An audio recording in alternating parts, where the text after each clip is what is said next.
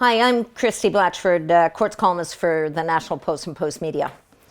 So here we are, a week away from the day that the criminal charge against Mark Norman was stayed. That happened in Ottawa last week, of course. I always used to call him, it's a malapropism, I used to call him the Vice Admiral. By mistake, he's a Vice Admiral, but I'm going to call him the Vice Admiral because that's how I think he's conducted himself throughout. Anyway, so how much farther ahead are we? What do we know now that we didn't know then? What's happened? Well, first thing is, MPs in the House of Commons unanimously passed a vote, including Liberals, offering an apology and an expression of regret to the Vice Admiral for his rough treatment and all he endured in the 3 years, I guess it's been, since he was first suspended as the number 2 guy in the Canadian Forces. That's very nice, whoop-de-doo, yay, huzzah, good for them. But worth noting is that it came on a motion from a Conservative member of Parliament, Lisa Raitt, and not from a member of the government. And guess what else? Guess who wasn't in the House when the apology was unanimously passed? Well, Defence Minister Harjit Sajjan wasn't there. And guess who else? Prime Minister Justin Trudeau. Conveniently absent. They weren't there.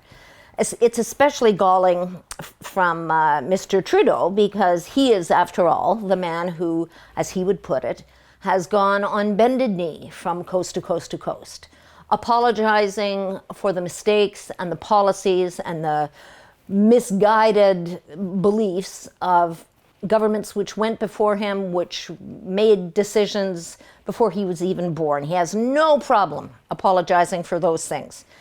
But apologizing or joining in an apology for or to a man of the moment who his government prosecuted wrongly, he doesn't have anything to do with that. Shame on him, I say. We know now, or rather more of us know now, because some of us who are following the case knew this, but the impact of it, or the import of it, didn't really become clear until later. We know now that the RCMP, investigation against the Vice Admiral, never interviewed any members of the Stephen Harper cabinet, including those members who would have been quite informed about all this stuff. Remember that Mark Norman faced only one criminal charge, but it was based on 12 alleged instances of inappropriate communication with either reporters or members of the shipyard, which built probably, or put together, the most successful ship in the Canadian Navy modern history, probably. Anyway, they never interviewed any of those ministers. 11 of the 12 alleged instances took place while the Conservative government of Mr. Harper was still in place. So I'm reluctant to blame the police or the prosecutors for what I see as the mistakes and misgivings or misdoings of the government. But I think we should note that the police, like the prosecutors, were remarkably lacking in curiosity. The RCMP has, of course, defended its investigation. That goes without saying. As of early this week, as of Tuesday, the Vice Admiral was not back at work, which, after all, is his goal. And he said when he was vindicated last week, you know, I want to get back to work as fast as I can. So there's that. Then there's this. The 4 opposition members of the House Defence Committee, that is Tories and New Democrats, have called an emergency meeting of that committee. They want to bring an array of witnesses forward to testify before the committee under oath and tell the people of Canada, who have many questions about this, what actually happened. The list apparently includes Mr. Norman, of course, the Vice Admiral, and the Prime Minister.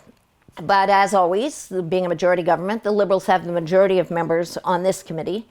And I think the bets are that just as the Liberals on the Justice Committee short-circuited their committee's investigation into the SNC-Lavalin affair by not letting former Attorney General Jody Wilson-Raybould come back and testify and not calling certain other witnesses, just as they foiled that investigation, so will the Liberal members on the Defense Committee do the same thing.